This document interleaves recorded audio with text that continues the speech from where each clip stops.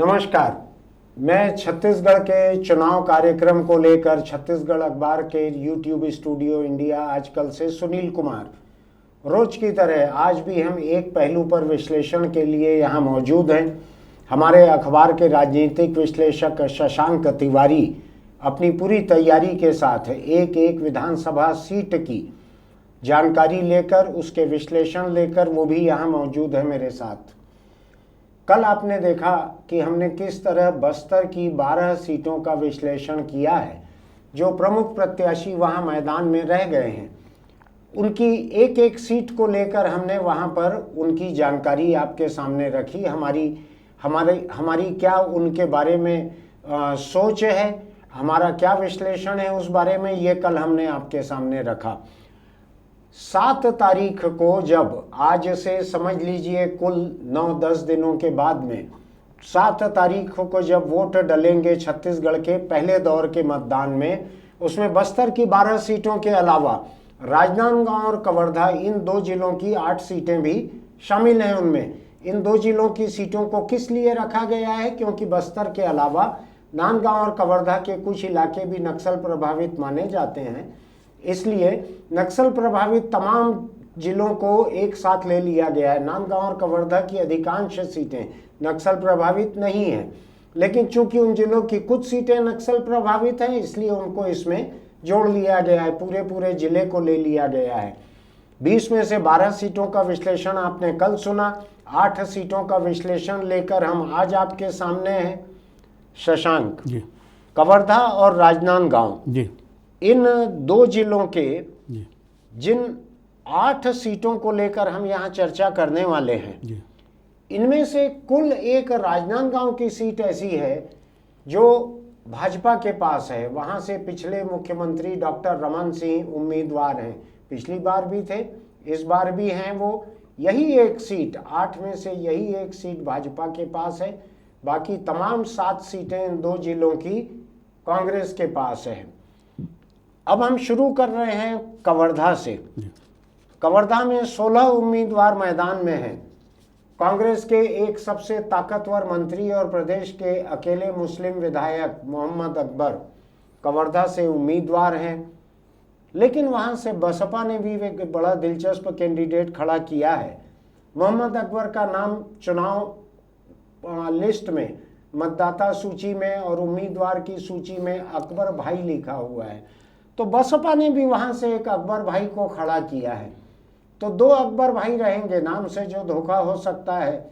आपको ध्यान होगा महासमुंद सीट से एक बार अजीत जोगी लोकसभा चुनाव लड़ रहे थे, तो उन्होंने अपने भाजपा के जो विरोधी उम्मीदवार थे उनके नाम से आधा दर्जन, चंदूलाल साहू नाम से उन्होंने 6 या 7 चंदूलाल साहू ढूंढे थे। मेरा ख्याल है जोगी जी ने खासी मेहनत की थी उस चुनाव में। एक नाम के इतने उम्मीदवार ढूंढने, उनको अपने तरफ से खड़ा करने में उन्होंने बड़ी मेहनत की थी।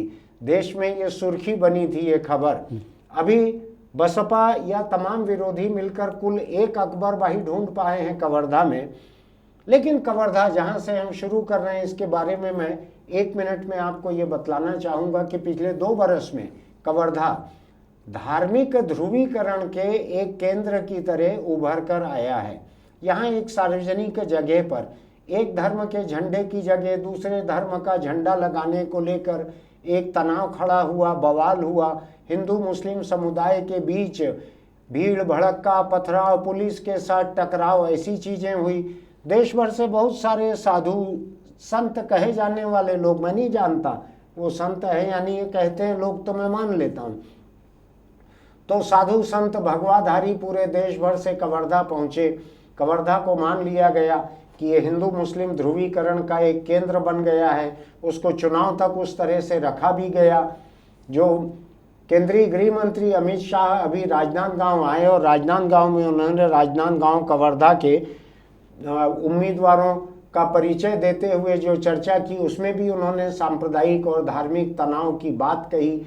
और लोग भी कह रहे हैं लगातार इस बात को। मेरे ख्याल से असम के मुख्यमंत्री हिमंता बिस्वा शर्मा, वो कवर्धा आकर उन्होंने अकबर भाई के खिलाफ जिस तरह की बातें कही और इतिहास से अकबर को निकाल कर मिसालें कि एक अकबर फिर 100 अकबर लाएगा, उसके ऊपर चुनाव आयोग ने उनके भाषण को आपत्तिजनक माना है। उनसे 30 तारीख तक उसका जवाब मांगा है। हिमंता बिस्वा शर्मा ने शायद ट्विटर पर उसका कोई जवाब लिखा भी है कि ये चुनाव आयोग की ये आपत्ति, उनका नोटिस ये फिजूल का है। वो एक अलग मुद्दा रहेगा, उसको देखते हैं।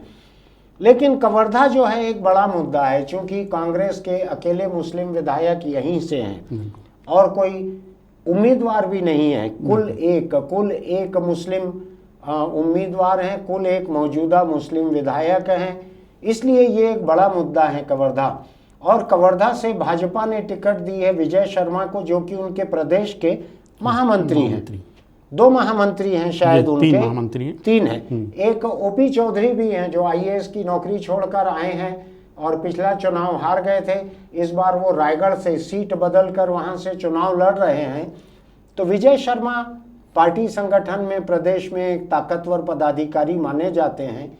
इनका कुछ है युवा मोर्चा वगैरह का इतिहास भी रहा है, युवा मोर्चा अध्यक्ष रहे हैं और ये वहां से मोहम्मद अकबर या अकबर भाई के खिलाफ मैदान में हैं विजय शर्मा। लेकिन यहाँ से बसपा के एक और अकबर भाई हैं, आप पार्टी भी यहाँ से लड़ रही है। आप पार्टी ने जो पहली लिस्ट जारी की थी शायद 12 लोगों की, उसमें यहाँ से खड़गराज सिंह इनको खड़ा किया गया है। पहली लिस्ट में था, पहली लिस्ट में उन्होंने 2 मंत्रियों के खिलाफ खड़े किए थे कैंडिडेट, एक मोहम्मद अकबर और एक जयसिंह अग्रवाल कोरबा से। इसके बाद यहाँ से जनता कांग्रेस, जो कि जोगी कांग्रेस भी कहलाती है, अमित जोगी जिसके आज कर्ता धर्ता हैं, मुखिया हैं, उन्होंने भी सुनील केशरवानी को खड़ा किया है। बसपा और गोंडवाना गणतंत्र पार्टी वैसे तो तालमेल से अलग अलग सीटों पर लड़ रही है, लेकिन जो लिस्ट मुझको अभी देखने मिली है कवर्धा की, उसमें इन दोनों ही पार्टियों के कैंडिडेट हैं। गोंडवाना गणतंत्र पार्टी के भी प्रसादी लाल कुमरे ये मैदान में है। कुल मिलाकर वहां से 16 उम्मीदवार मैदान में हैं, 16 उम्मीदवार। ऐसा होता है, मैं बतलाता हूं आपको। रायपुर से बृजमोहन अग्रवाल चुनाव लड़ते हैं, संपन्न प्रत्याशी हैं, काफी खर्च होता है इस सीट पर। मैं अभी नहीं कहूंगा कि कौन करते हैं कौन नहीं करते हैं, इस सीट पर काफी खर्च होता है। ऐसी सीटों पर बहुत सारे छोटे छोटे बहुत सारे निर्दलीय उम्मीदवार खड़े हो जाते हैं। उनकी क्या उम्मीदें होंगी, उनको कौन पूरा करते होंगे, मैं नहीं जानता, लेकिन ऐसा होता है। तो कवर्धा, शशांक, कवर्धा के बारे में आपका क्या कहना है? अब ये हाई प्रोफाइल सीट हो गई है ही, सरकार के मंत्री हैं, सबसे प्रभावशाली मंत्री हैं, विभाग भी उनके पास काफ़ी अहम है, काफ़ी वजनदार विभाग है। यानी ये कवर्धा जिस RTO बैरियर को छूता है मध्य प्रदेश के साथ में जी, उस RTO विभाग के भी मंत्री हैं मोहम्मद अकबर। बिल्कुल। और सबसे बड़ी चीज़ ये कवर्धा से सटे हुई गांव में बीरनपुर में हादसा हुआ था, सांप्रदायिक जो 2 लोग मरे। साजा विधानसभा क्षेत्र में आता है बीरनपुर गांव, वो लगा हुआ है यहाँ से, बिल्कुल कवर्धा से, बिल्कुल। और वहाँ पर कवर्धा के मुकाबले 1000 गुना अधिक सांप्रदायिक तनाव ऐसे हुआ था। उस सांप्रदायिक हिंसा में हिंदू और मुस्लिम दोनों तबकों के लोगों की हत्याएं हुई थी। वो बहुत बड़ा मुद्दा है, वो बहुत बड़ा मुद्दा पूरे प्रदेश में छाए रहेगा। वो बगल के कवर्धा पर तो वो छाएगा ही, ऐसा नहीं कि उसका असर नहीं होगा जी, नहीं, बिल्कुल। तो अब ये है कि सबसे बड़ी चीज़ इसमें बैकग्राउंड में आते हैं, क्यों ये जो मोहम्मद अकबर है, चुनाव मैनेजमेंट के मामले में इसका कोई मुकाबला नहीं है। हाँ। मैं व्यक्तिगत रूप से जानता हूँ, मैं देख रहा हूँ कि सबसे ज़्यादा जिसका प्रबंधन बेहतर रहता है वो अकबर का रहता है, ऐसा अकबर। और उसके बाद दूसरे जो बृजमोहन या अमित जोगी का जो चुनाव बूथ मैनेजमेंट जो रहता है वो सबसे बेहतर अकबर का ही माना जाता है। खैर, अच्छा, अकबर मूलतः रायपुर के ही हैं, रायपुर ग्रामीण से चुनाव लड़े हैं। अब वो जब शिवेंद्र बहादुर के संपर्क में आए, संपर्क जुड़े और वो वहाँ गए, तो वहाँ स्थानीय नेताओं के मन में टीस रहती है कि 128 किलोमीटर से दूर के आदमी आके यहाँ से चुनाव लड़ रहा है। बस ये स्थानीय लोगों में, ये स्थानीय कार्यकर्ताओं में, नेताओं में महत्वाकांक्षी जो चुनाव लड़ने के वो है, वो रही और वो आज भी कायम है। यहाँ से एक प्रमुख विधायक रहे हैं राज परिवार के, योगी राज सिंह, 2 बार के विधायक हैं। उनकी माँ शशि प्रभा देवी रही है, रामराज परिषद, फिर कांग्रेस, इस तरह से। मतलब इनका अब योगी राज पिछले चुनाव में TS सिंहदेव अंतिम समय में नाम वापस दिलवाने में कामयाब रहे, इनके हाँ। पक्ष में, इनके पक्ष में प्रचार करने के लिए राजी कर लिए। हाँ। लेकिन ये 5 साल वो खाली रहे, उनको कोई निगम मंडल अच्छा, या किसी सरकार तरह ने उनको कहीं स्थापित नहीं नहीं किया किया गया। योगी राज को। उनके समर्थकों का ये कहना है कि अकबर नहीं चाहते थे उनके समर्थकों महत्व को मिले योगी महत्व राज मिले, को। इसलिए उनको कुछ वो नहीं मिला, तो उनकी एक नाराजगी है अभी भी। अभी योगी राज हैं वहाँ पर या भी कवर्धा है, में। कवर्धा में है। उनका थोड़ा बहुत तो पकड़ कहीं पर है। 2 बार विधायक रहे, राज परिवार के हैं, तो अपने राज परिवार का अपने मानने वाले काफ़ी हैं आज भी। तो खैर, ये तीसरे इसमें जो थोड़ा नाम बता रहा हूँ, ये खड़क राज सिंह आम आदमी पार्टी के। हाँ। तो इसमें इंटरेस्टिंग ये है कि ये सहसपुर लोहारा के, ये रियासत से, ये भी सहसपुर लोहारा अच्छा। रियासत से हैं। हाँ। रिश्तेदारी हैं आपस में। हाँ। इनके चचेरे भाई वगैरह कुछ हैं। हाँ। योगी राज जी योगी के। राज के। और ये नगर पंचायत अध्यक्ष रहे हैं। अच्छा। हाँ, तो ये हालांकि ये पहले भी लड़े हैं, इनके फादर और पिताजी लड़ चुके हैं, और ये भी महत्वाकांक्षी रहे हैं और भाजपा में थे, फिर ये आम आदमी पार्टी से लड़ रहे हैं। तो कुल मिला के इनके लिए इस बार मुकाबला विजय शर्मा से है। हाँ। विजय शर्मा के बैकग्राउंड ये है कि ये शर्मा जरूर हैं, लेकिन ये कबीरपंथी। अच्छा। कबीरपंथी हैं, कबीरपंथ को मानने वाले लोग हैं, परिवार हैं। तो वो कबीरपंथी, कबीरधाम जिला उसी के नाम से बना हुआ है। हाँ। कबीरपंथ अनुयायी काफ़ी हैं। हाँ। और ये एक बड़ा इनके फेवर में जा, अच्छा, खूब सक्रिय रहे हैं। हाँ। और सांप्रदायिक जब हिंसा हुई थी, हाँ।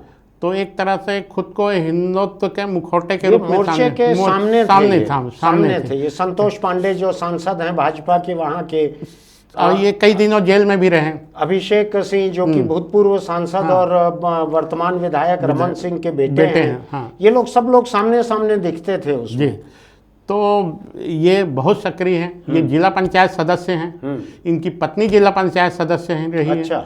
तो ये मजबूत कैंडिडेट हैं। हाँ। अच्छा, और पूरी भाजपा उनके साथ है। पूरी भाजपा उनके साथ है। और जितनी हिंदुत्व ताकतें हैं, जी, चाहे वो राजनीतिक दल हो या देखिए, ना अगर हो, पृष्ठभूमि में जाए तो ये रामराज परिषद वगैरह का इलाका इलाका है ये। लेकिन यहाँ पे सांप्रदायिक सौहार्द भी रहा। हमीदुल्लाह खान जैसा व्यक्ति वो 3 बार सांसद रहा, वो विधायक रहे। उसके बाद अकबर रायपुर से जाके इस इलाके से जीतते रहे। ये छोटी बात नहीं रही कि मोहम्मद थोड़े बहुत नहीं, 59,000 वोटों से जीतना। हाँ। यानी एक दूसरी बात यह है कि कवर्धा वो सीट है जो डॉक्टर रमन सिंह का घर है। डॉक्टर रमन सिंह का घर है। रमन मेडिकल स्टोर, उनके नाम पर दवाई दुकान है उनके घर। वहां से विधायक रहे, वहां से वो विधायक रहे हुए हैं। वो उनकी संसदीय सीट में आता है जब वो सांसद रहे। वो उनके बेटे की संसदीय सीट में आता है कवर्धा, जहां से उनका बेटा सांसद रहा। डॉक्टर रमन सिंह केंद्र में राज्य मंत्री रहे, उस वक्त भी कवर्धा शहर की जो सीट है ये उनके संसदीय सीट में आती थी। उनका घर, उनके भाई बसे हुए हैं वहीं पे, उनके माता पिता वहीं पूरे जीवन रहे, उसी कवर्धा में। मैं उनके घर गया हूँ, उनकी माँ से मेरी मुलाकात भी हुई है एक बार कवर्धा में। शहर के बीचों बीच उनका मेडिकल स्टोर है लगा हुआ, गांव लगा, पास में गांव है उनका। हाँ, पास में ठाठापुर गांव है, मेडिकल स्टोर से लगा हुआ घर है। वो लोकल है वहाँ के। वहाँ उन्होंने डॉक्टरी की हुई है, वहाँ से पार्षद भी रहे हैं रमन सिंह, वहाँ उन्होंने डॉक्टरी की है। और पिछली बार अकबर ने वहाँ हराया किसको था बीजेपी के? अशोक साहू। अशोक साहू को वहाँ से भाजपा कैंडिडेट को हराया था। भाजपा कैंडिडेट वहाँ छोटा होगा, वहाँ नाम रमन सिंह का बड़ा रहता है। उनका गृह नगर है। वहाँ पे 125 किलोमीटर दूर से जाके मोहम्मद अकबर हरा देता है। वहाँ पे इतना 60,000 वोटों से भाजपा को हरा देता है। तो ये खबर थी, छत्तीसगढ़ की सबसे ज्यादा लीड से जीतने वाले कांग्रेस विधायक या किसी भी पार्टी के विधायक मोहम्मद अकबर थे। इतनी लीड से कोई विधायक नहीं जीते थे पिछले विधानसभा चुनाव में। तो मोहम्मद अकबर वहां से आज भी कैंडिडेट हैं। सांप्रदायिक तनाव, सांप्रदायिक ध्रुवीकरण, हिंदुत्व का ध्रुवीकरण, इसके बावजूद उन्होंने सीट नहीं बदली। जबकि वो अगर चाहते तो उनको दूसरी सुरक्षित सीट मिल सकती थी, बिल्कुल, लेकिन उन्होंने नहीं बदली। ये उनका एक आत्मविश्वास है मोहम्मद अकबर का, जो छोटी चीज नहीं है आज की तारीख में। आज जब पूरे देश में एक धार्मिक ध्रुवीकरण का माहौल है और जब साजा और कवर्धा लगी हुई इन 2 सीटों पर इतने सांप्रदायिक तनाव के बाद वहाँ उसको भूकंप का जैसे इपी सेंटर रहता है कि वहाँ से भूकंप शुरू होता है। बिल्कुल। छत्तीसगढ़ में धार्मिक ध्रुवीकरण वहीं से शुरू हो रहा है। कवर्धा और बीरनपुर की सरहद लगी हुई है। अकबर की कॉन्स्टिट्यूंसी जहाँ खत्म होती है उससे कुछ किलोमीटर दूर ही हिंदू मुस्लिम हत्याएं हुई थी सांप्रदायिक तनाव में। बिल्कुल। फिर भी ये मोहम्मद अकबर का हौसला है कि वो कवर्धा से लड़ रहे हैं चुनाव। जी। भाजपा उम्मीदवार का आपने बतलाया। जी। जनता कांग्रेस से सुनील केशरवानी है, इनकी कुछ खबर है? लोकल वहीं के हैं, वहीं के हैं, स्थानीय हैं। तो जोगी जी के नाम से जो वोट मिल सकते हैं मोटे मिल तौर सकते पे हैं। उस तरह के वोट जी। उनको मिलेंगे। पिछले चुनाव में ये मुख्य मुकाबला ये दोनों ही के बीच में ही रहा, अशोक साहू और इसके बीच में, हाँ। मोहम्मद अकबर के बीच में। हाँ। अब बाकी उम्मीदवार 5-6 हज़ार के आसपास में सब सिमट गए थे। हाँ।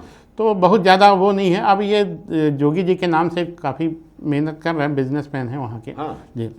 और ये गोंडवाना गणतंत्र पार्टी के प्रसादी लाल कुमरे नाम दिख रहा है मुझको। जी, वो एक्चुअल में क्या है कि कवर्धा बहुत बड़ा एरिया है। हाँ। कसडोल के बाद दूसरी बड़ी विधानसभा है। अच्छा, दूसरा ये है कि उसमें जंगल का बिल्कुल इलाका, खैरागढ़ से शुरू आदिवासियों होके का इलाका, खैरागढ़ से शुरू होके अब आखिरी तक जाइए चिल्फी घाटी के पहले तक बॉर्डर का। हाँ। तो कुल मिला के 100 किलोमीटर के रेंज में हाँ। किलोमीटर का ये हो चुनाव जाता है। प्रचार मुश्किल भी बहुत होता बहुत होगा। मुश्किल है और आसान नहीं रहता। मतलब तो कुल मिला के एक बोड़ा इलाका है, वो बैगा आदिवासियों से जुड़ा हुआ है, बड़ा काफ़ी संख्या है। हाँ। तो ये है कि इस बार मुकाबला काफ़ी कठिन है, ऐसा आसान नहीं है। पहले जैसे हालांकि इस तरह के मुद्दे छोटे छोटे रहते रहे, लेकिन ये हत्याएं वगैरह इस तरह के इस इलाके में कभी नहीं हुआ था। और मोहम्मद अकबर एक किस्म से दुस्साहसी हैं। वो राम राज्य परिषद के इलाके में घुस के चुनाव लड़ लिए, डॉक्टर रमन सिंह के घर में घुस के चुनाव लड़ लिए, ऐसा करते रहे हो पहले। एक बात मैं और बतला देता हूँ यहाँ पर, चूंकि मैंने भाजपा और धार्मिक ध्रुवीकरण की बहुत सारी बातें कही है। जिस दिन मोहम्मद अकबर कवर्धा कलेक्ट्रेट में अपना नामांकन दर्ज करने पहुंचे, उस दिन की उनकी जो रैली थी, पैदल चलते हुए वो लोगों के साथ गए, और उसके मैंने ड्रोन कैमरे से खींचे हुए कुछ वीडियो देखे हैं। वो शहर की सड़क के भीतर से निकल कर सड़कों पर से होते हुए गए हैं। मैं गिन नहीं सकता, लेकिन मैं इतना कह सकता हूँ दसियों हजार लोग उनके साथ थे। जब मैं दसियों कह रहा हूँ उसका मतलब है 20,000 या उससे ज़्यादा लोग रहे होंगे। लोगों के दावे अलग अलग हैं, कुछ लोग उसको 40,000 कहते हैं, कुछ कितना कहते हैं, लेकिन इतना देख के मैं कह सकता हूँ अगर होगा तो हम वो वीडियो आपको अभी दिखाएंगे। इसके साथ साथ 10-20 हज़ार से ज़्यादा लोग उस पैदल चल के जाने में दिख रहे थे। हो सकता है कि ये मैनेज किया हुआ हो, चुनाव में सभी कुछ मैनेज किया हुआ होता है। कोई अपने घर से कोई समोसा खा के तो कोई आते नहीं है किसी रैली में। अगर मैनेज भी किया होगा उन्होंने, इतना बड़ा मैनेजमेंट कवर्धा में भाजपा के इतने जमावड़े के बाद, ये छोटी बात नहीं है। ये बतलाता है कि उनकी एक पकड़ वहाँ पर तो है, चाहे वो स्वाभाविक जन समर्थन हो, चाहे उनके प्रबंधन की क्षमता हो, जो कि शशांक ने कहा कि सबसे ज़्यादा काबिल मैनेजमेंट उनका रहता है चुनाव का। तो मोहम्मद अकबर की बहुत तारीफ हो गई है। हमको उनसे 1 रुपए का भी इश्तहार नहीं मिला है हम, लेकिन जो तथ्य है वो बतला रहे हैं। इनमें से कुछ बातें कल शाम को मुझको लल्लन टॉप के एक रिकॉर्डिंग में मुझसे पूछा गया था, मैंने उसमें भी यही बातें कही थी, इसलिए मैं कुछ बातें याद हैं मुझको कल रात की, तो मैं उसको दोहरा रहा हूँ। हम अगली सीट पे आते हैं। अगली सीट इससे कवर्धा से लगी हुई है, ये पंडरिया सीट है। पंडरिया में कांग्रेस के नीलू चंद्रवंशी ये उम्मीदवार हैं। भाजपा से भावना बोहरा ये उम्मीदवार हैं। जनता कांग्रेस से यहाँ भी है रवि चंद्रवंशी। आप ध्यान दीजिएगा, नीलू चंद्रवंशी कांग्रेस के, जनता कांग्रेस के रवि चंद्रवंशी। चंद्रवंशी समुदाय जो है उसकी आबादी यहाँ कैसी है उसके बारे में शशांक अभी बताएंगे। आम आदमी पार्टी से चमेली कुर्रे ये महिला कैंडिडेट हैं वहां पर आप देखिए पंडरिया का जो मेरी छोटी सी जानकारी है मैं आपको बताता हूं, फिर शशांक आपको बेहतर और ज़्यादा खुलासे से बताएंगे। पंडरिया से भाजपा से जो भावना बोहरा है, बोहरा नाम से ऐसा लगता है कि एक मुस्लिम सरनेम है। बोहरा मुस्लिमों में एक बिरादरी है, लेकिन ये भावना बोहरा जो है राजस्थानी जैन बोहरा परिवार की बहू हैं, कवर्धा की रहने वाली हैं। ये डॉक्टर रमन सिंह की भांजी हैं, और डॉक्टर रमन सिंह के एक और भांजे, उनकी भी सीट पे हम अभी चर्चा करेंगे। इन्हीं 8 सीटों में उनके भांजे की भी आ रही है। दिलचस्प बात यह है कि देश में जो भाई भतीजावाद की जो बात होती है राजनीति में, तो यहाँ पे राजनांदगांव और कवर्धा जिले में डॉक्टर रमन सिंह के भांजा भांजीवाद की नौबत है। कांग्रेस अटैक कर रही है डॉक्टर रमन सिंह पे, भांजा भांजी दोनों को टिकट दिला दिए, खुद भी लड़ लिए, परिवार के और भी 1-2 लोगों को दिला देना था, ऐसे हमले हो रहे हैं। अब एक परिवार के रिश्तेदार 2-3 लोगों को अगर मिलेगा तो थोड़ा तो ऐसा होगा ही। लेकिन मैं आपको भावना बोहरा के बारे में कुछ बतलाना चाहता हूँ। इनका परिवार बेमेतरा में, जो बगल का जिला है बेमेतरा, वहाँ पे एक बहुत बड़ी स्कूल चलाता है, बड़ी बसें हैं स्कूल की, खूब, यानी उसकी, मेरा ऐसा ख्याल है कि 150 बसें हैं उस स्कूल की। आसपास के कई गांवों के बच्चों को वहाँ लेके आते हैं, स्कूल में पढ़ाते हैं। फीस वाली स्कूल है, मुफ्त नहीं है। दूसरी बात यह है कि भावना बोहरा, इन्होंने पंडरिया के इलाके में महिलाओं के बीच खूब काम किया, सिलाई सिखाना, ऐसे प्रशिक्षण केंद्र करवाए और कई तरह के समूह बनवाए महिलाओं के। वो यहाँ पे इनका परिवार, इनके पति भी बहुत साथ देते हैं इनका, तो इनका परिवार जो है वो वहाँ पे एम्बुलेंस चलाना, कोई भी बीमार है, कोई घायल है, उसको एम्बुलेंस से अस्पताल पहुँचाना, ऐसे कई तरह के काम इन्होंने किए हुए हैं भावना बोहरा ने। ये लगातार 5 साल से उस इलाके में काम कर रही थी। रमन सिंह के दिलवाए इनको टिकट नहीं मिली है। इनके अपने काम भी बहुत है, इनका बायोडेटा मैंने 4-6 पेज का देखा था, इतना काम इनका किया हुआ है। शशांक, पंडरिया के बारे में आपका क्या कहना है? मौजूदा विधायक है ममता चंद्राकर, इनकी टिकट काट के दिन उतारे गए हैं। ममता चंद्राकर बीजेपी नहीं, कांग्रेस की विधायक थी, विधायक हैं। हाँ, उनकी टिकट काट के नीलू चंद्रवंशी को। नीलू चंद्रवंशी नाम से धोखा हो रहा है। ये पुरुष है कि नीलकंठ चंद्रवंशी नाम है, पुरुष है। हाँ। ये ममता चंद्राकर को आप शायद जानते भी होंगे, वो ये अपेक्स बैंक के अध्यक्ष है, बैजनाथ चंद्राकर। ये उनकी भतीजी हैं। मेरी 4 दिन पहले ही बिलासपुर में मुलाकात उनसे हुई थी, वही ना बिलासपुर में जो रहते हैं बैजनाथ चंद्राकर। और पिछले चुनाव में करीब 35,000 वोट से जीती थी, 35-36,000 से, इसी सीट से। कांग्रेस की महिला विधायक 30-35 हजार वोट से जीती थी। बिल्कुल। तो उनकी टिकट काट के एक पुरुष को दे दी गई। नहीं, वो ठीक है, शिकायतें थी, जीत की संभावना इस बार थोड़ा से कमजोर दिख रही थी, आंकी जा रही थी पार्टी के लोग। तो ये क्यों हुआ है शशांक? पूरे प्रदेश में कई जगह देखने मिलता है 50,000 से जीते थे पिछले चुनाव, इस बार टिकट कट गई। ये 35,000 से क्या होता है, महिलाओं, खास करके महिला प्रत्याशियों में ज़्यादातर देखा गया है कि महिलाएं तो अपनी जगह ठीक सीधी सादी होती है, उनके परिवार के लोग ज़्यादा सक्रिय हो जाते हैं, उनको लेके जो नाराजगी फैलती है, ठीक तो बहुत इसका विकट स्थिति में पड़ जाती है, मतलब असुविधाजनक रहती है। में बतलाता हूँ आपको, जो पंचपति होते हैं वो सक्रिय हो जाते हैं सबसे नीचे लेवल पे, पंचपति, तो उनको वहाँ पर पाप कहा जाता है गाँवों में। ऐसे ही सरपंचपति, तो उनको सांप कहा जाता है।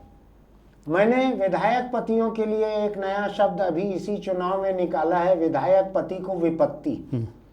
शहर में पार्षद पति जो हैं वो भी पाप की तरह लोग उनको देखते हैं। तो ये बात शशांक सही बोल रहे हैं कि जिसके भी परिवार के लोग सक्रिय हो जाते हैं, चाहे कोई भी रहे, उनको लोग नीची नज़र से देखते हैं, उन जनप्रतिनिधियों की इज्जत भी कम हो जाती है। मैं एक दिलचस्प बात बिना सीट का नाम लिए बतलाना चाहता हूं। मैं कई लोगों से बात कर रहा हूं, आज हमको इन 2 जिलों पे बात करनी थी। इन 2 जिलों में से एक सीट ऐसी है जिस पे हम चर्चा करेंगे, लेकिन मैं आपको नाम नहीं बता रहा हूं। उस सीट के बारे में कहा जा रहा है कि एक उम्मीदवार ऐसे हैं कि उनके पिता अगर निकल जाएंगे तो वो हार जाएंगे चुनाव, और उसी सीट से एक महिला उम्मीदवार ऐसी हैं कि उनके पति निकल जाएं तो वो चुनाव हार जाएंगी। तो यानी एक सीट ऐसी है जहां एक पुरुष उम्मीदवार है जिसके बारे में कहा जा रहा है उनके पिता की साख इतनी खराब है कि वो प्रचार में निकलेंगे तो हार जाएंगे वो, और महिला उम्मीदवार उसी सीट से ऐसी हैं जिनके बारे में कहा जा रहा है उनके पति को घर में रखा गया है कि पति बाहर निकलेंगे तो वो चुनाव हार जाएंगी। मैं नाम नहीं लेना चाहता हूं, मैं किसी कि परिवार पे लांछन लगाना नहीं चाहता, लेकिन 8 में से 1 सीट ऐसी है। हाँ शशांक, पंडरिया। ये अब खैर ये कांग्रेस से नीलकंठ चंद्रवंशी जिले के अध्यक्ष रहे हैं। हाँ। और पहचान अच्छी है, संगठन के आदमी हैं। पहली बार चुनाव लड़ रहे हैं। तो और चूँकि जाति समीकरण के हिसाब से अच्छा खासा है चंद्रवंशी चंद्राकार, इनकी दबदबा है। ये चंद्रवंशी जो है कुर्मी समाज में ही आते हैं। कुर्मी समाज है। और दूसरा ये है कि इसमें से भावना वोरा के बारे में तो आपने बता भी दिया। वो जिला पंचायत की सदस्य भी हैं। खैर जनता कांग्रेस से रवि चंद्रवंशी है। ये कांग्रेस के चंद्रवंशी के साथ साथ जनता कांग्रेस से भी चंद्रवंशी है। ये भी युवा हैं और ये काफ़ी सक्रिय रहे किसानों के बीच में। अगर पंडरिया में ज़्यादातर बहुत सारे आंदोलन हुए किसानों को लेके, शक्कर कारखाने का इलाका है, तो वो उसमें से बहुत एक्टिव रहे रवि।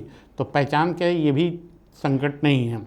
अच्छा, इस सब चीज़ों के बाद मजबूत स्थिति ये है कि यहाँ बसपा अच्छी खासी इसके प्रभाव रखती है, वोट है।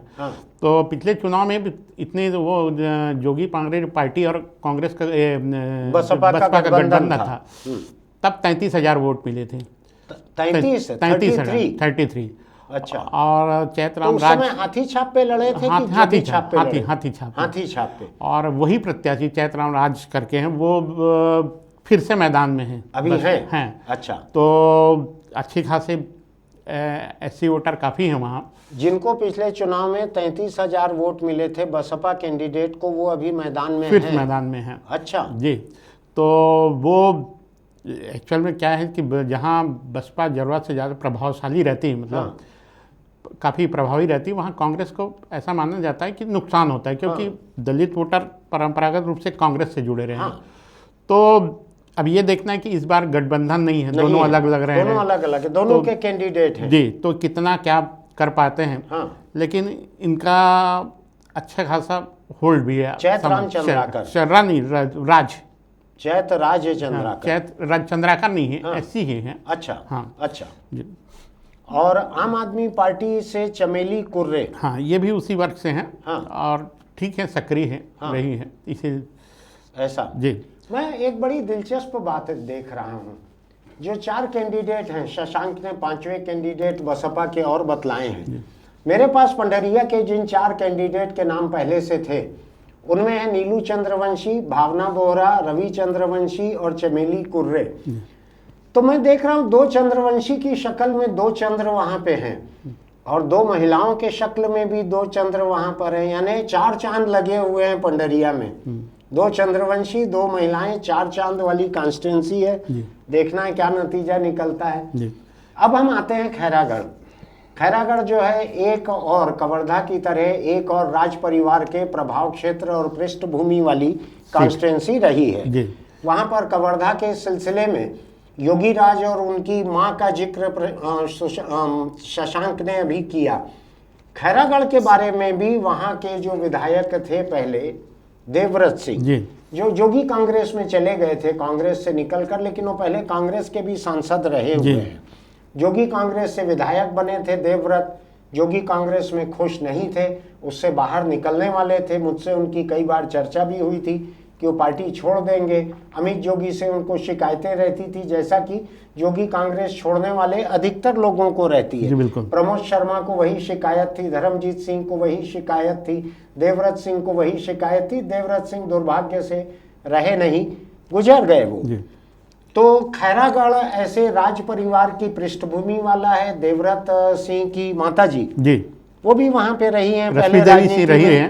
रश्मि देवी वहां पे रही हुई है। मुझको ऐसा याद पड़ रहा है कि मैं उनके गुजरने पे उनकी अंतिम संस्कार में वहां गया भी था। वहां से कांग्रेस से यशोदा वर्मा है एक, दूसरा वहां भाजपा से विक्रांत सिंह जो कि रमन सिंह के भांजे हैं, ये हैं 2। जनता कांग्रेस से वहां पर, जनता कांग्रेस यानी जोगी कांग्रेस, उससे लक्की नेताम है। कितने लक्की साबित होते हैं अभी दिखेगा मतगणना के दिन। गोंडवाना गणतंत्र पार्टी से संतोष कुमार हैं और 1-2 कैंडिडेट हैं। तो यहाँ के लोगों के बारे में शशांक आपको ज़्यादा बताएंगे। शशांक, खैरागढ़ में क्या तस्वीर है? ये देवव्रत सिंह के निधन के बाद जो उपचुनाव हुआ, हाँ, उसमें यशोदा वर्मा जीत के आई। ये कांग्रेस पार्टी कांग्रेस में रही और मौजूदा विधायक हैं और पार्टी ने फिर से प्रत्याशी बनाया। हाँ, भाजपा से विक्रांत सिंह हैं। हाँ, अब ये लोधी बाहुल्य क्षेत्र है। हाँ, लोधी समाज का। हाँ, ये उसी समाज से आती है। यशोदा वर्मा नाम से ऐसा लगता है कुर्मी भी हो सकती हैं, कायस्थ भी हो सकती हैं, लेकिन ये लोधी में भी ये सरनेम है। बिल्कुल, तो लोधी समाज की हैं यशोदा वर्मा। अच्छा, विक्रांत बहुत सक्रिय रहे, जिला पंचायत के उपाध्यक्ष हैं। हाँ, नगर पालिका में भी रहे और मतलब ये लगातार ये चुनाव जीतते रहे। हाँ, छोटे मोटे हाँ, महत्वाकांक्षी हैं। हाँ, हर बार उनका नाम चलता था, लेकिन समीकरण उनके इस बार थोड़ा सा ज़्यादा चला। और रमन सिंह के पहले इनकी टिकट उनका तेवर भी इस बार वो था कि अगर नहीं मिलेगा तो फिर कुछ सोच सकते हैं। यानी मामा और भांजा भांजी में पहली टिकट शायद इन्हीं की डिक्लेयर हुई। हाँ, है ना? बिल्कुल। भावना बोहरा की आखिरी में हुई, रमन सिंह की बीच में हुई। बिल्कुल। परिवार में, रिश्तेदारी में पहली टिकट जो है विक्रांत सिंह की हुई। ये पहले पंचायत वगैरह में जिला पंचायत के उपाध्यक्ष हैं। हाँ, उपाध्यक्ष हैं और ये नगर पालिका के भी अध्यक्ष वगैरह रहे। इनके पिताजी 2003 में चुनाव लड़े थे, सिद्धार्थ सिंह। हाँ, तो ये पकड़ रखते भी हैं और उपचुनाव में ये दावेदार थे। हाँ, मेरे ध्यान आ रहा है कि अब वो नाराज थे, टिकट नहीं मिले हाँ, तो संगठन के यहाँ के नेता 2-3 लोग उनके साथ रखते थे कि कहीं कुछ इधर उधर सपोर्टेज मत हो जाए। तो खैर, विक्रांत मजबूती से लड़ रहे हैं। और ये एक चीज़ और है, एक निर्दलीय नरेंद्र सोनी नाम जिक्र है, आपने नहीं किया है। ये है देवव्रत सिंह के दामाद हैं। ऐसा? हाँ, इनकी दामाद किस हिसाब से? इनकी सगी बहन ये इनसे शादी की है। देवव्रत की सगी बहन से नरेंद्र सोनी की शादी हुई है। अच्छा, बहनों ही हुए उनके, देवव्रत की। अच्छा, हाँ, तो ये हैं। और वैसे पहले भी चुनाव लड़ चुके हैं। और वैसे उनकी बहन भी उपचुनाव लड़ी थी, तो कोई बहुत ज़्यादा प्रभाव नहीं पड़ा भाई। अच्छा, तो ये भी है नाम, चूँकि अनजान है इसलिए मैं थोड़ा सा बता रहा हूं। लेकिन मैं देवव्रत के परिवार का देख रहा हूँ कि देवव्रत खुद पहले कांग्रेस में रहे, फिर जोगी कांग्रेस में रहे जी। और अब उनके बहनोई जो हैं वो निर्दलीय लड़ रहे हैं जी। वैसे देवव्रत सिंह की पत्नी थी पद्मा देवी, जिनके तलाक हो गया था, वो भी टिकट मांग रही थी। और दूसरी विवाह जो वर्तमान में वो भी उनकी भी महत्वाकांक्षा थी कि कुछ इस तरह का, तो वो हो नहीं पाया। वो मुझको ध्यान पड़ रहा है कि उपचुनाव के समय भी थे उनके दावे, बिल्कुल, लेकिन वो हो नहीं पाया था। तो अभी इस पे थोड़ा सा अभी कुछ एक बात मुझको याद दिलाइए। देवव्रत के एक पत्नी, जो 2 पत्नियां उनकी थी अलग अलग समय पे, उसमें से एक पत्नी के भाई या पिता कुछ उत्तर भारत में बड़े चर्चित थे। हाँ, रिलेशन, ये जो दूसरे नंबर की वाइफ है, हाँ, राजा भैया से रिलेशन में है। राजा भैया की बहन है या ऐसा कुछ है उनका, रिश्तेदारी है। मुझको ध्यान पड़ रहा है, वो एक चर्चित संबंध था इनका देवव्रत का। तो वो अब यही है कि जाति समीकरण को देखते हुए अब थोड़ा सा, पहले लगातार कोमल जंगेल 2 बार विधायक रहे यहाँ से। कांग्रेस से भी गिरवर जंगेल विधायक रहे हैं। ये सब लोधी समाज से आते हैं। तो अब इस जाति समीकरण में फंसा हुआ है। इस बार भाजपा ने लोधी को नहीं दिया, कांग्रेस ने दी। हाँ, तो अब ये देखना है कि थोड़ा सा अभी प्रचार शुरू हो रहा है। मुझको जो पता लगा है वो ये है कि साजा से लेके साजा, कवर्धा, पंडरिया, खैरागढ़, ये पूरा बेल्ट जो है, इस पूरे बेल्ट में लोधी समाज के वोट अलग अलग विधानसभा सीटों पे पर्याप्त संख्या में है। इसको काउंटर करने के लिए डोंगरगढ़ से प्रत्याशी बनाए, अभी आगे जिक्र करेंगे। हाँ, तो यहाँ पे पार्टियां जो है एक लोधी उम्मीदवार कम से कम रखने की कोशिश करती हैं। बिल्कुल। मैं लेकिन कल मेरी एक पत्रकार से बात हो रही थी। उन पत्रकार ने चुनाव प्रचार देखा यहाँ पंडरिया में, दोनों का, विक्रांत सिंह का भी, यशोदा वर्मा का भी। उन्होंने एक दिलचस्प बात मुझको कही कि विक्रांत सिंह जब जनता के बीच में जाते हैं तो महिलाओं के चेहरे खिल उठते हैं वहां पर, शायद उनका आकर्षक व्यक्तित्व है। मेरी तो मुलाकात नहीं है, लेकिन एक रिपोर्टर ने जो देखा है अभी ताज़ा 2-3 दिनों में, उन्होंने मुझको बताया कि महिला वोटरों पर इनकी खासी अपील हो रही है, आकर्षक व्यक्तित्व की। ऐसा है क्या? बिल्कुल प्रभावशाली हैं। युवा मोर्चा के भी पदाधिकारी, अच्छी खासे युवाओं की टीम है इनके पास, मजबूत कैंडिडेट हैं। हाँ। और जो मौजूदा इनके बारे में कोई जानकारी है क्या? जनता कांग्रेस के लक्की नेता? बस वो जाति समीकरण के हिसाब से ये तय किए गए हैं। हाँ। और बहुत ज़्यादा तो इनमें, हालांकि जनता कांग्रेस से यहाँ विधायक रहे खुद देवव्रत, हाँ, तो अपना एक जोगी जी के नाम से, जोगी जी के नाम पे जो भी वोट उनके थे वहाँ, बिल्कुल, हाँ, उनमें से कुछ वोट मिल सकते हैं। मुकाबला कड़ा रहेगा, ऐसा कड़ा दिख रहा है अभी से। ऐसा हाँ। अच्छा, यशोदा के साथ ये हुआ, परिवार में कुछ हादसा हुआ है जैसे बच्चों में, तो थोड़ी सहानुभूति भी है। मुझको ये भी पता लगा, मैं आपको बतला दूं, मुझको ये भी पता लगा यशोदा वर्मा के परिवार में एक हादसा हुआ जी। शायद उनके एक बेटे दुर्घटना में गुजर गए जी। जितनी महिलाएं हैं, कॉन्स्टिट्यूंसी की महिला वोटर हैं, उनके मन में एक स्वाभाविक हमदर्दी यशोदा वर्मा के लिए ये आती है। अभी कुछ महीने पहले ही एक महिला ने अपना जवान बेटा किसी हादसे में खोया है जी। ऐसा मुझको बतलाया लोगों ने कि महिलाओं की हमदर्दी वहाँ यशोदा वर्मा के साथ है। देखना है क्या होता है वहाँ पे। अगले सीट पे हम चलें पंडरिया में, नहीं तो सेटल हो जाएंगे वहाँ। मेरा और शशांक का मतदाता सूची में नाम दर्ज हो जाएगा। अगली सीट पे हम आते हैं डोंगरगढ़ में भाजपा के विनोद खांडेकर, ये नाम मेरा पहले कभी सुना हुआ है जी। कांग्रेस से हर्षिता स्वामी बघेल जी। बसपा से बहादुर कुर्रे जी। जनता कांग्रेस से लोकनाथ भारती जी।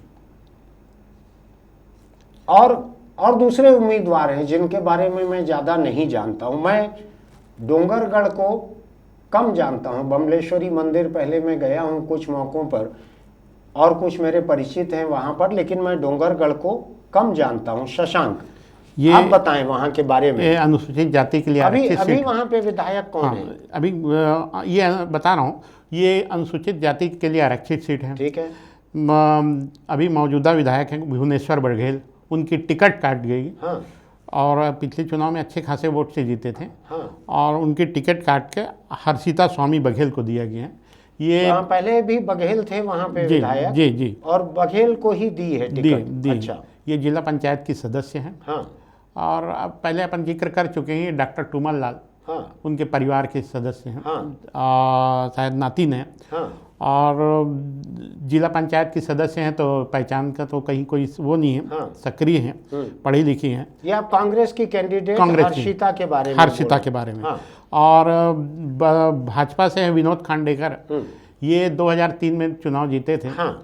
और उसके बाद 2008 के बाद पार्टी ने उनको टिकट नहीं दी, तो भी वो बागी होके इस तरह का कभी तेवर नहीं दिखाए। अच्छा। पार्टी काम करते रहे, पार्टी के निष्ठावान बने रहे, धैर्य से काम करते रहे। ये बौद्ध समाज से आते हैं। आपको याद होगा कि वहाँ अच्छे खासी संख्या भी है बौद्ध समाज की। प्रकाश अंबेडकर जी भी आते हैं। ये विदर्भ से लगा हुआ इलाका है। बिल्कुल। प्रकाश अंबेडकर जी आते हैं, हमको इंटरव्यू भी उन्होंने दिया यहाँ पर। मेरी उनसे तकरीबन हर बार मुलाकात या बात होती है, और वो इस इलाके में जाते हैं। बौद्ध लोग यहाँ पे हैं, जो महाराष्ट्र के विदर्भ में जो बहुत से अनुसूचित जाति के लोग जितने हैं, शेड्यूल कास्ट के जो लोग हैं, वो बौद्ध हुए हैं विदर्भ में।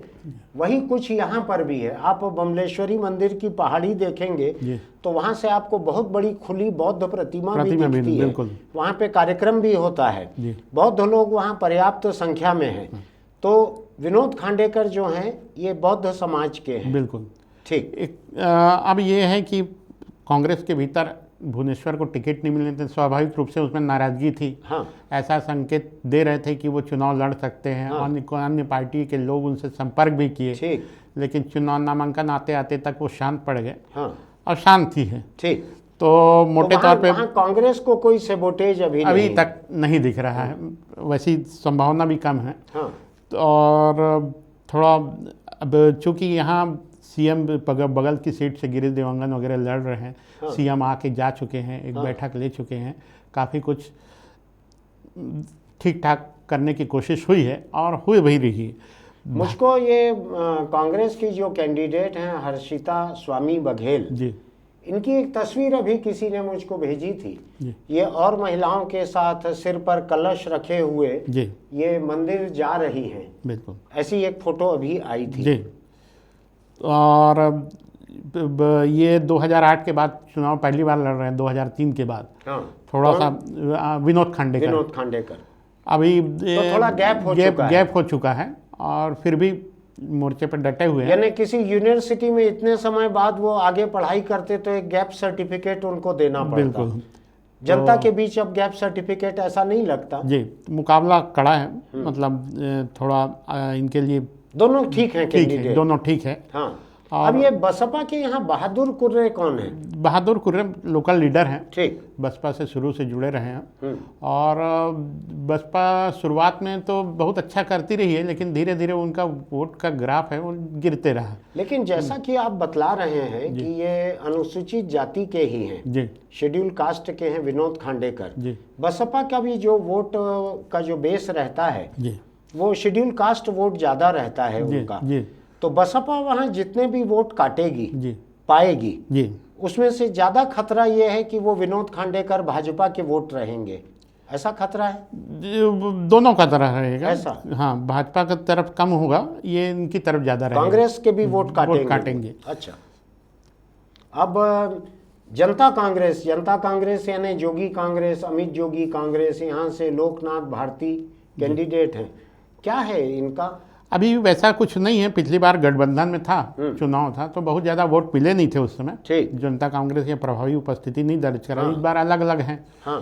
तो अभी मुख्य मुकाबला पहली नज़र में दिख रहा है कि भाजपा और कांग्रेस के बीच में ही है। ऐसा? हाँ।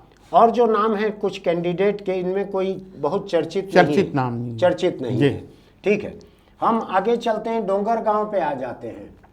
डोंगरगांव में 12 कैंडिडेट मैदान में हैं, जिसमें कांग्रेस के दलेश्वर साहू हैं, भाजपा से भरतलाल वर्मा हैं, एक साहू एक वर्मा, ध्यान दीजिएगा। जनता कांग्रेस से मुकेश साहू हैं, हमर राज पार्टी से छत्तर राम चंद्रवंशी। हमर राज पार्टी, हम इन इलाकों में, इन 2 जिलों में ये पहला नाम आ रहा है। हमर राज पार्टी का जो अरविंद नेताम ने सर्व आदिवासी समाज का एक राजनीतिक संगठन पार्टी बनाई है, हमर राज पार्टी, उसके कैंडिडेट हैं छतर राम चंद्रवंशी। डोंगरगांव की बात कर रहा हूं मैं। गोंडवाना गणतंत्र पार्टी से नरेश मोट घरे हैं, ये भी आदिवासी पार्टी है गोंडवाना गणतंत्र पार्टी, लेकिन अरविंद नेताम की कोशिशों के बावजूद गोंडवाना गणतंत्र पार्टी से उनका कोई टाई अप हो नहीं पाया, कोई गठबंधन तालमेल कुछ नहीं हो पाया। अब मैं तो इसके बारे में बहुत कम जानता हूं। यहाँ मौजूदा विधायक कौन है शशांक डोंगरगांव? मौजूदा विधायक हैं दलेश्वर साहू, 2 बार पहले भी जीत चुके हैं, तीसरी बार लड़ रहे हैं। 2 बार लगातार 2 बार के विधायक हैं? लगातार विधायक हैं और मजबूत हैं। ऐसा? और ये भाजपा से पिछली बार के पूर्व मेयर थे, सांसद भी रहे, मधुसूदन यादव को हराए थे अच्छे खासे मार्जिन से।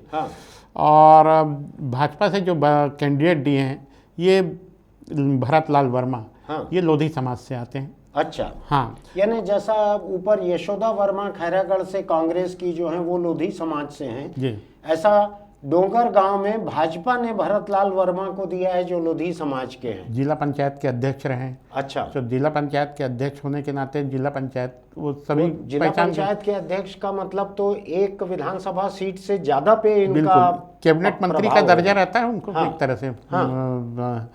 तो मुझको ध्यान है अजय चंद्राकर जब पंचायत मंत्री थे तो सारे जिला पंचायत अध्यक्षों के लिए सफारी गाड़ी खरीदी गई थी, टाटा सफारी गाड़ी, जो कि मंत्रियों के पास रहती थी। बिल्कुल। उस समय जिले कम थे, 16 या 17 ऐसे जिले थे, अजय चंद्राकर के मंत्री रहते, सबके लिए एक साथ सफारी गाड़ी खरीदी गई थी।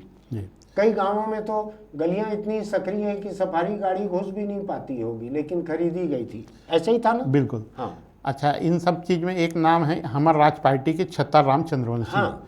ये आपको बता दो, ये जनपद सदस्य हैं। अच्छा। हाँ, तो ये भी अच्छा खासा वोट पाने की स्थिति में है। यानी जिला जनपद पंचायत पृष्ठभूमि से 2 लोग हैं। 2 लोग हैं। हाँ। हाँ। ये छतर राम चंद्रवंशी बहुत समाज के बीच में सक्रिय रहे हैं। हाँ।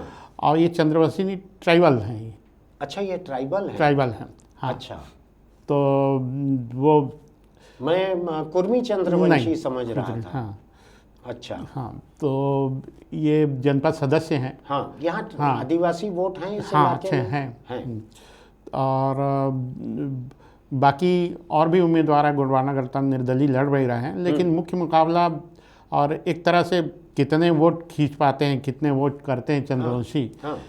और कितना डैमेज करते हैं, ये इस पर भी निर्भर यानी करेगा। हमर राज और जनता कांग्रेस ये कितना वोट पाते हैं, इसमें भी आपको लग रहा है कि हमर राज पार्टी के उम्मीदवार वजनदार हैं? वजनदार हैं। अब मैं देख रहा हूँ आज सुबह से हम जो 4 सीटों पे अभी तक बात कर पाए, 1, 2, 3, 4 और ये 5वीं सीट थी, शायद मुझको ऐसा लग रहा है कि ये पहले साहू उम्मीदवार हैं, दलेश्वर साहू, जिनके नाम पे हम चर्चा कर रहे हैं। जी, नहीं, बिल्कुल। जबकि साहू समाज के लोगों को भाजपा और कांग्रेस दोनों ने भरपूर टिकटें दी हैं, लेकिन इन सीटों पे अभी इन 5 पे ये पहले साहू आए हैं। जी, बिल्कुल। ठीक है, तो ये डोंगरगांव हो गया। हाँ। डोंगरगांव मुझको क्यों याद पड़ रहा है, जो प्रदीप गांधी सांसद थे राजनांदगांव संसदीय सीट के, ये उनका गांव या उनका उन्हीं का इलाका भी है, है? वहाँ से चुनाव जीते हुए थे। उनसे पहले गीता देवी लगातार प्रतिनिधित्व करती रही यहाँ से, जोगी के समय मंत्री थी, मंत्री गीता देवी। गीता देवी, और राज परिवार का अच्छा खासा दबल था। उनके बेटे भवानी बहादुर, वो भी इस टिकट के लिए कोशिश कर रहे थे। हाँ, तो खैर वो नहीं हो पाया। कांग्रेस से कर रहे थे? कांग्रेस से ही कर रहे थे। अच्छा।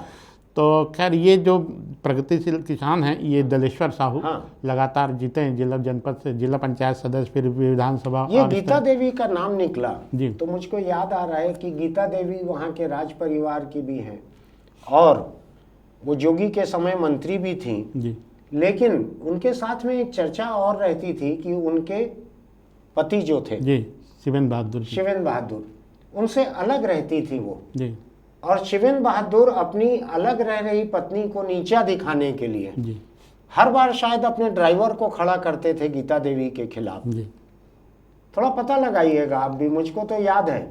और आज की चर्चा हमने जिस मोहम्मद अकबर से चालू की है, जी, उनका इस पूरे इलाके में पहला दाखिला जो है शिवेंद्र बहादुर के साथ हुआ। बिल्कुल। वो शिवेंद्र बहादुर के एकदम ही करीबी सहयोगी रहे। उन्होंने ही लेके आए थे। शिवेंद्र बहादुर ही उनको उस इलाके में लेके आए। वो शिवेंद्र बहादुर का झंडा लेके चलते थे मोहम्मद अकबर। बिल्कुल। ठीक है ना ये? बिल्कुल। और शिवेंद्र बहादुर एक जिद्दी किस्म के नेता थे और शायद वो राजीव गांधी के इतने करीबी थे कि राजीव कहकर उनको बात करते राजीव थे। दून स्कूल में दून साथी। स्कूल में एक साथ पढ़े हुए थे शिवेंद्र बहादुर, सांसद थे वहां से वो। बिल्कुल। उनकी पत्नी जो अलग रहती थी गीता देवी, वो लड़ती थी चुनाव, उनको अपमानित करते थे शिवेंद्र बहादुर। अब थोड़ा इतिहास का मामला हो गया है, लेकिन मुझको अचानक याद आ गया इससे, और शशांक ने गीता देवी का नाम ले लिया। ये नए छत्तीसगढ़ राज्य की ये पहली महिला मंत्री थी गीता देवी। बिल्कुल, बिल्कुल ऐसा ही था। बिल्कुल। इनके थोड़ा सा एक और बता दूं कि जब ये रमन सिंह के लिए प्रदीप गांधी ने सीट खाली की, पहला चुनाव लड़े, उस समय तो लोकसभा के सदस्य थे। सीएम बनने के बाद, पहली बार मुख्यमंत्री बनने के बाद डोंगरगांव से चुनाव लड़े। अच्छा, तो उस समय गीता देवी टकराए थी। अच्छा, रमन सिंह और गीता देवी हाँ, आमने सामने बिल्कुल टकराए आमने थे। सामने थे। तो गीता देवी कुछ समय ऐसी परिस्थिति बन गई थी, कुछ तबीयत खराब थी, पैर वैर की चोटिल पैर थी, तो उनको चलने में प्रचार दिक्कत होती लगभग थी। नहीं था, लगभग नहीं की थी। और इनकी तरफ से फौज फटाके थे, पूरे सारे मंत्री झूम खड़े थे, क्योंकि मुख्यमंत्री लड़ रहा है। हाँ। तो भी ले दे के 10-11 हजार के मार्जिन से जीत पाए थे। यानी 11,000 शिवेंद्र बहादुर विरोध करने नहीं के नहीं, लिए वो थे तो कि डेथ थे, वो गुजर गए थे। यानी वो अगर रहते तो गीता देवी का और नुकसान ही हो सकता था। खैर, डोंगरगांव में प्रदीप गांधी की चर्चा हमने कर ली, रमन सिंह, गीता देवी, शिवेंद्र बहादुर, जाने कितनी चर्चा निकल गई डोंगरगांव को लेकर। अगली सीट पर आना जरूरी है वरना शाम हो जाएगी। वो है खुज्जी जी। खुज्जी, आपको ध्यान होगा हमने यहाँ पे खुज्जी की कांग्रेस विधायक जी छन्नी साहू, जी उनको हमने यहाँ इंटरव्यू किया था। आपने देखा हुआ इंटरव्यू। छन्नी साहू ने मुझसे अनुरोध किया था कि मैं छत्तीसगढ़ी में बोल सकता हूँ, मैं छत्तीसगढ़ी में जवाब दे हूँ तो चल जाएगा। तो मैंने कहा कि एक ही हालत में चली कि मैं छत्तीसगढ़ी में सवाल करूँ तो से, मोर छत्तीसगढ़ी बहुत अच्छा नहीं है, लेकिन फिर भी छत्तीसगढ़ी में सवाल मैं करूँ। तो ऐसा करके वो छत्तीसगढ़ी इंटरव्यू हो गया था। शायद पहला छत्तीसगढ़ी इंटरव्यू था मेरा कैमरे के सामने किया हुआ। मैं वैसे कैमरे से परे अपने जीवन में जब जब मुझको छत्तीसगढ़ी बोलने वाले मिलते हैं, मैं छत्तीसगढ़ी बोलने का एक भी मौका नहीं चूकता हूँ, इतनी प्रिय है मुझको ये भाषा। खैर, हम आ रहे हैं खुज्जी पे। खुज्जी में कांग्रेस ने भोलाराम साहू को टिकट दी है, छन्नी साहू को हटाकर। छन्नी साहू को हटाकर बहुत सक्रिय विधायक थी, लड़ती थी अपने कार्यकर्ताओं के लिए। वो लड़ लेती थी मुख्यमंत्री से, अफसरों से, आरटीओ से, सभी से लड़ लेती थी। वहां से भाजपा से हैं गीता घासी साहू, बसपा से हैं गजेंद्र कुमार मंडावी, जनता कांग्रेस से हैं विनोद पुराम, हमर राज पार्टी से हैं ललिता कंवर और कुछ एक कैंडिडेट हैं। कांग्रेस से भोलाराम साहू जिनको टिकट दी गई है, छन्नी साहू की टिकट काट कर, क्यों ऐसा किया गया है? देखिए, भोलाराम साहू 2 बार विधायक रहे। पहले उनकी टिकट काट के छन्नी साहू को प्रत्याशी बनाया गया था। अच्छा, भोलाराम साहू की टिकट काटकर छन्नी साहू को टिकट दी थी, अब छन्नी साहू की टिकट काटकर भोलाराम को दी गई। और तो ये कॉन्स्टिट्यूएंसी कांग्रेस के लिए राजस्थान जैसी हो गई कि 5-5 साल में पराठे जैसा। नहीं, 10 साल, ये लगातार 10 साल विधायक रहे। हाँ, लेकिन 5 साल छन्नी साहू रही, अब फिर पलट के भोलाराम साहू को ले। भोलाराम साहू लोकसभा चुनाव लड़े। मैं वही पूछने जा रहा था, भोलाराम साहू का नाम मुझको क्यों याद पड़ रहा था? जी, लोकसभा भी लड़े थे, हार गए थे। तो खैर, उनके लिए क्षेत्र नया नहीं है। और दूसरी चीज़ ये है कि बाद में ये चल रहे थे, ये डिप्टी सीएम के काफ़ी करीबी हैं छन्नी साहू, उन्हीं के में की। बिल्कुल। तो पुनर्विचार की भी बात आई, उम्मीद हुई, लेकिन हुआ नहीं। तो खैर, ये बागी भी नहीं है, बागी तिवारी नहीं है, और ये प्रचार ठीक चल रहा है। ये भाजपा से हैं जो गीता घासी साहू, ये जिला पंचायत की अध्यक्ष हैं। अध्यक्ष हैं? बिल्कुल। अच्छा, दूसरी चीज इसमें से और भी आ जाता हूँ। हमारा जिला कौन सा आता है ये? राजनांदगांव जिला। राजनांदगांव जिले की जिला पंचायत अध्यक्ष है। बिल्कुल, बड़ा जिला है। बड़ा जिला। हाँ। अच्छा, ये जो हमर राज जो पार्टी से जो ललिता कंवर, हाँ, ये जिला पंचायत की सदस्य हैं। ये भाजपा से आई हैं क्या? इसमें छोड़कर मुझको एक वीडियो देखा, याद पड़ रहा है इनका। बिल्कुल, अधेड़ महिला है, एक वीडियो में कुछ बोल रही थी। बिल्कुल, भाजपा ने मुझको टिकट नहीं दी, मैं अब हमर राज पार्टी में कैंडिडेट हूँ, ऐसा। जी, ये वही मामला है ना ये? अच्छा, जिले की पदाधिकारी भी थी। हाँ, और भाजपा छोड़ के आई और प्रत्याशी भी है। तो हमर राज पार्टी को ठीक ठाक कैंडिडेट मिली है वहाँ? ठीक ठाक मिली है, कुछ 1000 वोट प्रभावित कर सकती है, पा सकती है। मतलब ये है कि इससे पहली नज़र में तो आंकड़ों की बात देखा जाए तो कांग्रेस को थोड़ा सा नुकसान दिखता है। हाँ। लेकिन लीड पिछली बार बहुत अच्छी मार्जिन थी, करीब 20,000 की लीड छन्नी साहू। हाँ। इसके अलावा भोलाराम साहू लोकसभा लड़े थे। हाँ। तो भी खुज्जी से बढ़त मिली थी उनको। ऐसा जो मोदी की लहर थी जी, उसमें भी खुज्जी विधानसभा इलाके से लीड मिली थी भोलाराम साहू को। तो अब दोनों एक ही समाज से हैं, अच्छी खासी आबादी है। हाँ। और मुकाबला धीरे धीरे कठिन हो रहा है। यानी साहू समाज का एक किस्म से नुकसान होगा, एक किस्म से फायदा हो सकता है कि एक साहू हारे एक साहू जीते, कुल मिला के घर में ही रहेगी सीट। ऐसा छन्नी साहू के बारे में मैं 2 लाइन बतलाना चाहूँगा कि छन्नी साहू जिस समय 2.5 साल का एक विवाद चल रहा था, संघर्ष चल रहा था, सत्ता संघर्ष छत्तीसगढ़ में टीएस सिंहदेव और भूपेश बघेल के बीच में, उस वक्त छन्नी साहू बड़ी मजबूती से टीएस सिंहदेव के साथ खड़ी हुई थी। जो 2 विधायक टीएस सिंहदेव के साथ सबसे मजबूती से खड़े थे, उसमें से एक बिलासपुर के शैलेश पांडे, उनको टिकट मिल गई है, और एक छन्नी साहू, उनकी टिकट कट गई है। टीएस सिंहदेव यहाँ बचा नहीं पाए उनकी टिकट। कांग्रेस के कई तरह के सर्वे थे, भूपेश बघेल ने हर महीने सर्वे करवाए थे। हो सकता है किसी सर्वे में कमज़ोर बताया हो छन्नी साहू को, लेकिन छन्नी साहू के बारे में मैं पहले कह चुका हूँ। चलते चलते एक लाइन और कहना चाहता हूँ। बहुत ही मजदूर के स्तर से ऊपर उठी हुई महिला थी, मनरेगा में रोजी पे काम करती थी। बिल्कुल। मिट्टी थाप थाप के गाँव में दूसरों के मकान बनाती थी। ऐसी गरीब पृष्ठभूमि से उठी हुई महिला थी वो। उन्होंने मेरे इंटरव्यू में जवाब भी बहुत अच्छे दिए थे। खैर, अब हम आगे चलते हैं। छन्नी साहू के लिए भविष्य में हो सकता है कुछ और हो, वहाँ से हो सकता है कि विधानसभा टिकट जिसकी कटती है उसको कभी कभी लोकसभा की टिकट भी मिल जाती है। महासमुंद में हुआ था, खल्लारी के भाजपा विधायक को खल्लारी से टिकट उनकी कट गई थी और उनको महासमुंद से लोकसभा टिकट मिली, लोकसभा सांसद बन गए थे वो। खुद भोलाराम के साथ ऐसा तो हुआ। भोलाराम के साथ हुआ था। हो सकता है छन्नी साहू को भी लोकसभा की टिकट मिल जाए और हो सकता है जीत भी जाए वो वहां से। चलिए अब हम आते हैं मोहला मानपुर। मोहला मानपुर नक्सल प्रभावित आदिवासी इलाका, महाराष्ट्र के गढ़चिरौली से लगा हुआ, बिल्कुल छत्तीसगढ़ का सरहदी इलाका है ये। यहाँ से कांग्रेस के इंद्र शाह मंडावी हैं, ये आदिवासी रिजर्व सीट है जी। कांग्रेस के इंद्र शाह मंडावी हैं, भाजपा के संजीव शाह हैं, जनता कांग्रेस से नागेश पुराम हैं, गोंडवाना गणतंत्र पार्टी से राजेंद्र उसारे हैं, हमर राज पार्टी से युवराज नेताम हैं, अंबेडकरवादी पार्टी से सियाराम नूरेटी हैं, और भी कैंडिडेट हैं। मैं इनके बारे में कम जानता हूं, शशांक आपको बताएंगे।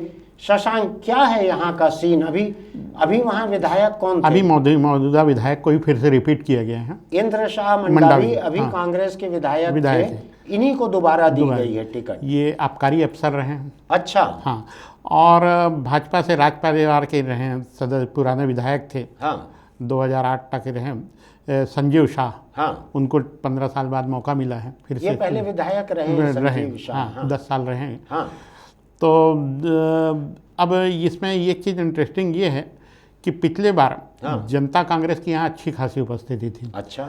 वो संजीत ठाकुर करके कैंडिडेट थे नाम के, उनको करीब करीब 28,000 वोट मिले थे। 28,000 वोट? 28,000 वोट।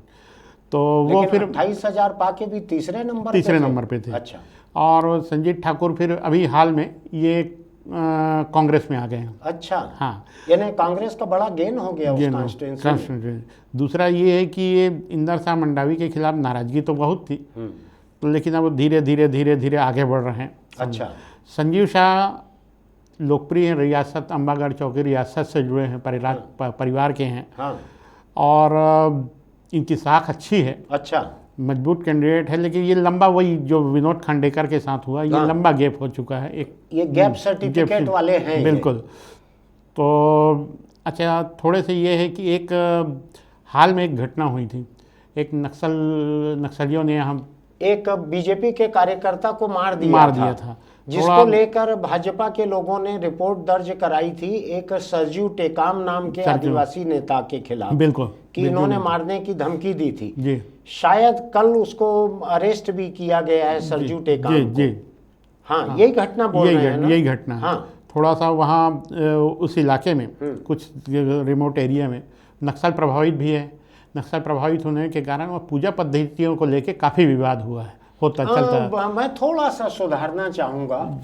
जो आदिवासी इलाकों में पूजा पद्धतियों का जो फर्क है उसका नक्सलियों से लेना देना नहीं है, उसका अधिक लेना देना है आदिवासियों के बीच से, जो कि महिषासुर को पूजते हैं कई जगहों पर, और बस्तर के तो कई जगहों पर महिषासुर को खेतों में पूजा जाता है, उनको भैंसासुर भी कहते हैं वहाँ पर कहीं कहीं। तो ये जो इलाका है मोहला मानपुर का, यहाँ बहुत समय से हर दुर्गा पूजा के पहले पिछले कुछ सालों से मैं देखता हूँ एक बयान आता है आदिवासी समाज की तरफ से कि यहाँ पर देवी की प्रतिमा न बनाई जाए जिसमें कि देवी महिषासुर को मारती है। ऐसा बयान हर बार वो परंपरागत रूप से जारी करते हैं।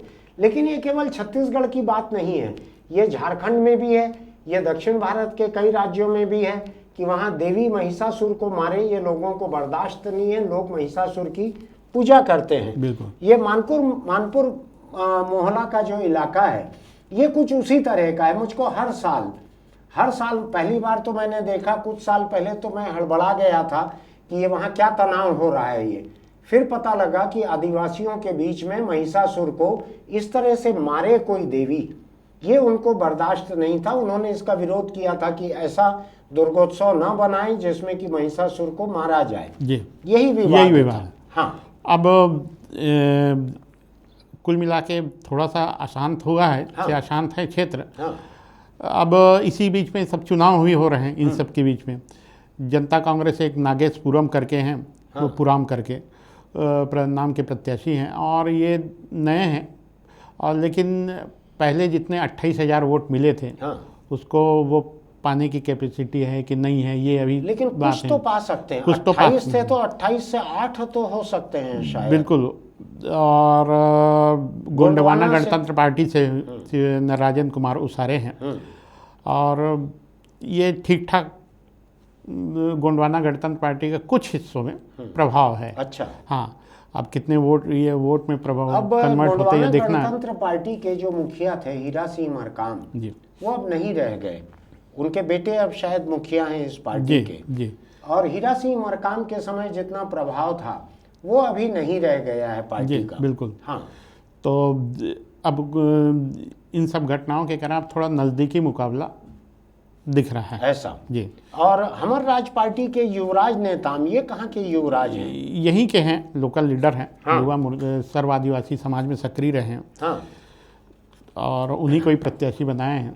ऐसा। हाँ यानी हम जिस राजनांदगांव की जो बात कर रहे हैं उसमें यही इलाका नक्सल प्रभावित है। जी और नक्सल प्रभावित इलाके का पहले राउंड में ही पोलिंग करवाने के लिए पूरे जिले को ले लिया गया है, बिल्कुल, जिसमें कवर्धा का भी कुछ हिस्सा आता है और मोहला मानपुर का कुछ हिस्सा आता है। जी तो इसलिए ये दोनों जिले की पोलिंग जो है, ये बस्तर की 12 सीटों के साथ इन 8 सीटों की पोलिंग एक साथ हो रही है 7 तारीख को। बिल्कुल। तो ये मोहला मानपुर की हमने चर्चा की, यहाँ अब देखना है। लेकिन अब हम आखिरी सीट पे आते हैं। जी आज की चर्चा हमने कवर्धा से चालू की थी, जहाँ से अकबर भाई की वजह से वो सीट चर्चित है और कई और वजहों से। रमन सिंह का घर है वहाँ पे, इस वजह से भी। नांदगांव जो है, यहाँ से तो रमन सिंह विधायक हैं, मौजूदा विधायक हैं भाजपा के। और जैसा कि शशांक से ही मुझको अभी पता लगा कि कवर्धा और राजनांदगांव इन 2 जिले की 8 विधानसभा सीटों में रमन सिंह अकेले भाजपा विधायक हैं। यानी राजनांदगांव अकेला है शहर ही है ज़्यादा कॉन्स्टिट्यूंसी का हिस्सा। तो राजनांदगांव ने रमन सिंह को चुनकर भेजा विधानसभा में, भूपेश बघेल की कांग्रेस की लहर के बावजूद। तो यहाँ से रमन सिंह जो मौजूदा विधायक हैं भाजपा के, वही दोबारा लड़ रहे हैं। बड़ी चर्चा थी तरह तरह की कि पता नहीं रमन सिंह को भी टिकट मिलेगी कि नहीं, पता नहीं किसी और को दे देंगे टिकट, पता नहीं उनके कैबिनेट में मंत्री रहे हुए लोगों को मिलेगी कि नहीं मिलेगी। बाद में जब लिस्ट आई भाजपा की बड़ी लिस्ट, तो एक किस्म से एंटी क्लाइमैक्स हो गया। लोग जो सस्पेंस की उम्मीद कर रहे थे, सस्पेंस थ्रिलर की उम्मीद कर रहे थे, रोमांच से भरपूर जो उम्मीद कर रहे थे लिस्ट को, वो नहीं हो पाया। और तमाम बृजमोहन अग्रवाल, राजेश मूणत, अमर अग्रवाल, अजय चंद्राकर, केदार कश्यप, महेश गागड़ा, रमन सिंह, तमाम पुराने चेहरों को भाजपा ने फिर से टिकट दे दी।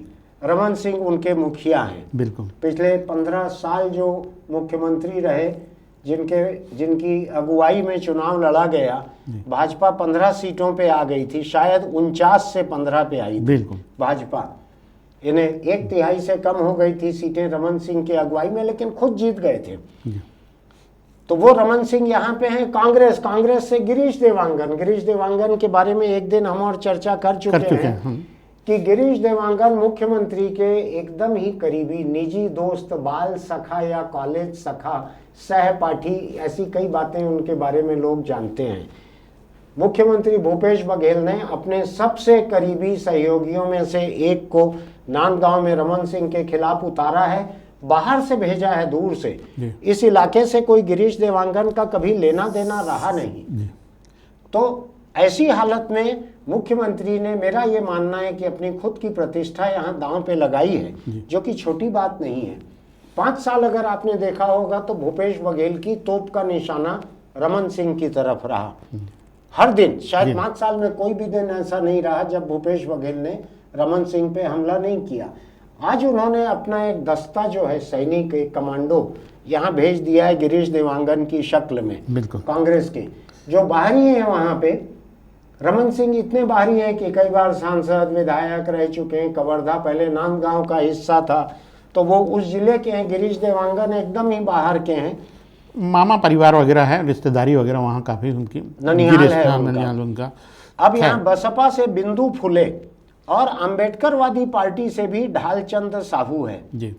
अब ये दिलचस्प बात है कि अंबेडकरवादी पार्टी ने वहाँ से छत्तीसगढ़ के एक ओबीसी कैंडिडेट ढालचंद साहू को टिकट दे दी है। अब देखिए, समाजवादी पार्टी से राजकुमार और जोहार छत्तीसगढ़ पार्टी आपको ध्यान होगा, अभी हमने अमित बघेल का इंटरव्यू किया है जिसमें उन्होंने परदेसिया और छत्तीसगढ़ के बाहर के लोग उनके बारे में बहुत कुछ कहा है, बड़ी चर्चा है उस इंटरव्यू की।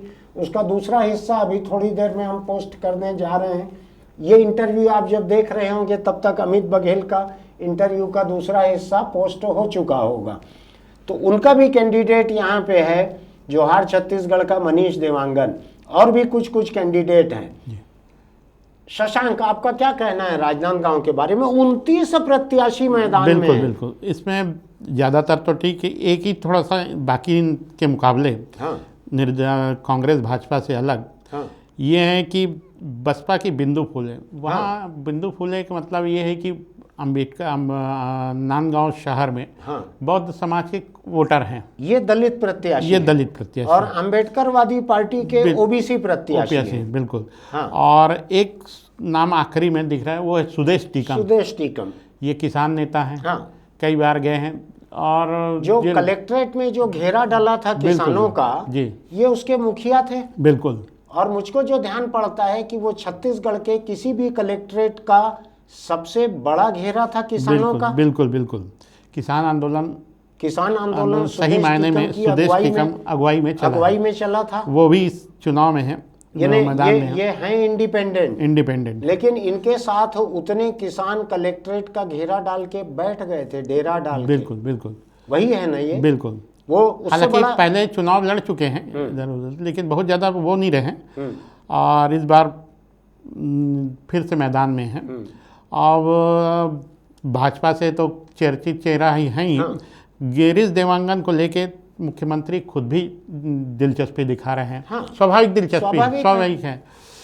अभी हाल में क्या हो रहा था, रमन सिंह जब चुनाव लड़ते रहे हैं तो एक तरह से कांग्रेस संगठन बहुत ज़्यादा सक्रिय नहीं रहता था, ऐसा प्रचारित है।